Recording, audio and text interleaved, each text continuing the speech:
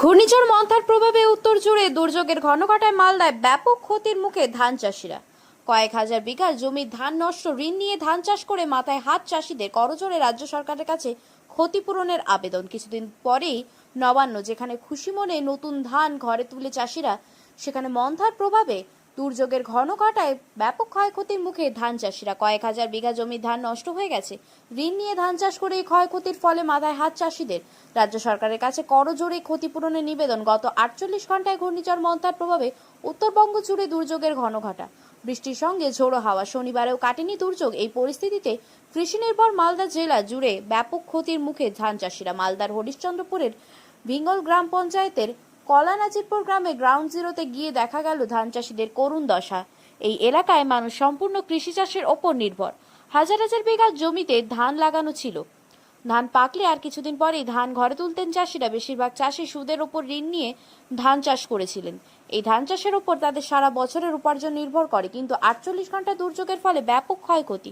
ক্যামেরার সামনে কার্যত কেঁদে ফেলেন ক্ষতিগ্রস্ত চাষিরা। তাদের দাবি, রাজ্য সরকার যদি ক্ষতিপূরণ না দেয় তবে বাঁচার কোনো উপায় থাকবে না। যদিও শুধু এই এলাকা নয়, চাঁচল, শামসি, রতুয়া সহ মালদা জেলা জুড়ে ধান চাষিদের একই পরিস্থিতি। ধান পাকার আগেই জমিতে জল জমে যাওয়ায় নষ্ট হয়ে যায় ধান। এই পরিস্থিতিতে সরকার বা প্রশাসন কী ব্যবস্থা নেয় চাষিদের জন্য, সেই দিকেই তাকিয়ে সকলে। ব্যুরো রিপোর্ট, সত্যের সন্ধানে সংবাদ প্রতিদিন, লোকাল নিউজ। নিজে সব চলে গেছে সব, মানে এ চাল হয়নি তাতে পড়ে গেল। তো চাল হবে কি করে স্যার? হ্যাঁ, কি করে আমরা চলবো আর কি করে জীবনযাপন করব? আমাদের এই কৃষিকার্যের উপরে আমরা, আমাদের বাপ দাদা পৈতৃক থেকে আমরা এই কৃষিকার্যই জানি, অন্য কোনো বিকল্প কাজ জানি না। আমরা এই কৃষিকার্য আমাদের ধ্বংস হয়ে গেছে। আমরা তো গত দুদিন ঝড় বৃষ্টি হয়েছে, তো গত দুদিন মাঠে বার হতে পারেনি, এত ঝড় বৃষ্টি। আর তার থেকে আজ যে রাত্রে যা ঝড় বৃষ্টি হয়েছে গত দুদিনের তুলনায় অনেক বেশি। তো আমরা আজকে মাঠে বেরোলাম। এখানে আমাদের খোগরা গ্রামের মাঠ আছে, নাজিরপুর গ্রামের মাঠ আছে, ভিঙ্গল অঞ্চলে অন্তর্গত সব এগুলো। তো আমরা দেখছি মাঠে এসে যে বিঘার বিঘা জমি ধান শুয়ে গেছে। না, আমাদের এলাকাতে কত হাজার হাজার বিঘা হবে, গুণে শেষ করা যাবে না।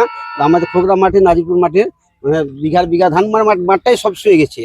তো আমরা শুয়ে গেছে। তো আমরা যখন ভাবছি যে এই ধানগুলো তো এখন হবে না, এই ধানগুলো পরিপূর্ণ অবস্থায় শুয়ে গেলে হয়ে যেত। এখন ধানগুলো ফুটা মুখে শুয়ে গেছে, এবং একের পর এক চাপা পড়ে গেছে, জলে পড়ে গেছে, চেপে গেছে। সেই ধানগুলোর কোনো আশা নেই, মানে 95%ই খতম হয়ে গেছে ধান। হয়তো আরও ওয়েদার ভালো না হলে সেই 5%ও চলে যাবে। আর এর থেকে অনেক কলা গাছ ভেঙে গেছে আজকে ঝড় বৃষ্টিতে। আর অনেক ভুট্টা যারা কিছু লাগিয়েছিল তাদের ভুট্টার জমিতে জল জমে গেছে। তো আমরা যে এই ধানগুলো যে হয়েছে এই অবস্থা, তো আমরা তো কৃষিকার্যের লোক, আমরা কৃষির উপর নির্ভরশীল। তো আমরা কৃষিকার্য করেই জীবিকা নির্বাহ করি। এখন এই কৃষিকার্য করতে গিয়ে আমাদের অনেক ঋণ হয়েছে, অনেক হালবেলা, অনেক সারবেলা, অনেকজনই টাকা পাবে। সেই টাকাগুলো আমরা কোথেকে শোধ করবো? আমরা অসহায় পড়ে গেছি। বা আমাদের যে ছেলেপেলেরা আছে, আমরা তাদের মানুষ কি করব, পরবর্তী ফসল কি করব, এগুলো আমি খুব চিন্তায় পড়ে গেছি। ঋণ নিয়ে করেছিলেন? এই জন্য আমি রাজ্য সরকারের কাছে আবেদন করছি। বলছি আপনাদের ঋণ নিয়ে করেছিলেন? হ্যাঁ, ঋণ নিয়ে করেছি। তো আমরা রাজ্য সরকারের কাছে আবেদন করছি যেন আমাদের এই অবস্থা দেখে বা মানে অবস্থাহীন যে হয়ে গেছি তার দিক লক্ষ্য রেখে রাজ্য সরকারের কাছে আমরা আবেদন করছি আমাদের পাশে দাঁড়াক বা আমাদের কোনো সাহায্য করুক। না হলে আমরা পরবর্তী কোনো ক্ষতিগ্রস্ত করতে পারবো না বা সংসার চালাতে পারবো না। আমরা হাত জোর করে অনুরোধ করছি, আমরা রাজ্য সরকারের কাছে আবেদন করছি আমাদের এই অসহায় কৃষকদের দিকে নজর দিক বা আমাদের কোনো সাহায্য করুক। তাছাড়া না হলে আমাদের আত্মহত্যা ছাড়া উপায় না, আমাদের পরবর্তী ফসলগুলো করতে পারবো না। এই বলে আমার মানে রাজ্য সরকারের আবেদন থাকলো। আমার নাম হলো শেখ সলেমান, কোকরা গ্রামের অন্তর্গত, কোকরা গ্রাম বাড়ি, ভিঙ্গল অঞ্চলের অন্তর্গত। হঠাৎ করে রাত্রেবেলায় বৃষ্টি হলো, বৃষ্টি হওয়ার পর ঝড় এসেছিল, ঝড় এসে সব ধান শেষ করে দিয়ে গেলো। দেখেন না কি অবস্থা হয়েছে, কি করা হবে? এই ধান কি হবে? এই ধান এখনো তো মানে ধানা গিয়ে চাল ফোটেনি, এখন কি করা হবে? সমস্ত ধানটাই পুরো শেষ হয়ে গেল। 2 বিঘা, 2.5 বিঘা, 3 বিঘা ধান কি করে খাবো? বাচ্চাদেরকে কি করে খাওয়াবো? কি করে মানে বাচ্চা মানুষ করবো? গোটা এলাকার ধান কি? গোটা এলাকায় মানে প্রায় বেশি লোকেরই ভাগই হয়েছে। যাদের ধান একটু মানে ফুটে গেছে সবারই এরকম হয়ে গেছে, কেউ বাকি নেই। বলছি কত বিঘা এইভাবে ধান ছিল আপনার এখানে? আমার তো নিজস্ব ছিল 4 বিঘা ধান, আর আরো সবাই কারো 4 বিঘা, কারো 5 বিঘা, কারো 3 বিঘা, কারো 2 বিঘা আছে। সবারই কম বেশি ক্ষতি হয়েছে, কারো ধান ভালো নেই। জলের উপরে ধানের উপরে জল থাকলে আর ধান হবে? কিছু কি করে হবে? কিছুতেই হবে না। ধান চাষ করতে গিয়ে আমাদের অনেক টাকা ঋণ হয়ে গেছে। লোন নিয়ে তারপরে ধান চাষ করেছিলাম। 4-5 বিঘা ধান করেছিলাম। ধানটা ধারে সারবালা এখনো টাকা পাবে, আরো না হালবালা টাকা পাবে, সব ধার করে দাঁড়িয়ে করা হয়েছে, ঋণ নিয়ে করা হয়েছিল লোনের উপর। এবার কি করে টাকা আমরা শোধ করবো? আমরা চাইছি সরকার যেন আমাদের পাশে দাঁড়ায়। সরকার যদি আমাদের পাশে না দাঁড়ায় তাহলে আমাদের কিছু করার নেই, আমাদের আত্মহত্যা ছাড়া আর কোনো পথ নেই। আত্মহত্যা করতে হবে, কারণ আমরা তো ধানই হবে না। এই ধান কি করে হবে? জলের মধ্যে মানে ধানের উপরে জল উঠে আছে, ধান হয় নাকি? ধান হবে না, সব বরবাদ হয়ে গেল, সব শেষ শেষ শেষ, সব শেষ। কি নাম আপনার? আমার নাম মোহাম্মদ খালেক। এটা কোন গ্রাম? এটা হচ্ছে খোকরা। গত রাত্রে যে মন্থার প্রভাব, রাত্রেবেলা প্রচুর হাওয়া এবং বৃষ্টির সাথে সাথে খুব আমাদের এখানে ক্ষতি হয়ে গেছে। ধান এখন সব শুয়ে পড়ে গেছে। এই যে ধান, এই ধান ম্যাচুরিটি হয়নি, আর জলের মধ্যে ডুবে আছে ধান। এই ধান ম্যাচুরিটি হবে না আশা করি। আর প্রচুর ক্ষয়ক্ষতির জন্য আমরা খুব অসহায় পড়েছি।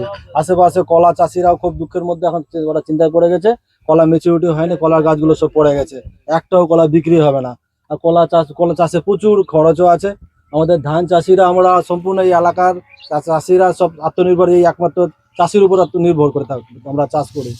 তাই এই অবস্থায় যদি ধান আমাদের শেষ হয়ে যায়, আমরা কিছু তো আর কোনো রকমের চলতে পারবো না। অনেকের লেনা হয়ে গেছে, দেনা হয়ে ধান ঋণ করে ধান আমরা চাষ করেছি। মানে এখনো হয়তো চাষবাসের টাকা দিইনি, সার যার দোকানদারের কাছ থেকে নিই, তাদের কাছে টাকা ধার পড়ে আছে। আমরা টাকা শোধ করবো কোথায়? নিজের সংসার চালাবো না তাদের টাকা আমরা শোধ করব? এই অবস্থায় আমরা রাজ্য সরকারের কাছে আবেদন করব, আমাদের ক্ষতিপূরণের ব্যবস্থা করা হোক, নাহলে আমাদের আর কোনো অবস্থা মানে রাস্তা নেই। শেষ পর্যন্ত হয়তো আত্মহত্যাও করতে হতে পারে। তার জন্য আমরা খুব একদম জোড়ো হাত করে বলে দিয়ে রাজ্য সরকারের কাছে আবেদন করব, যেন আমাদের জন্য মানে সরকারি সহায়তার ব্যবস্থা করা হয়।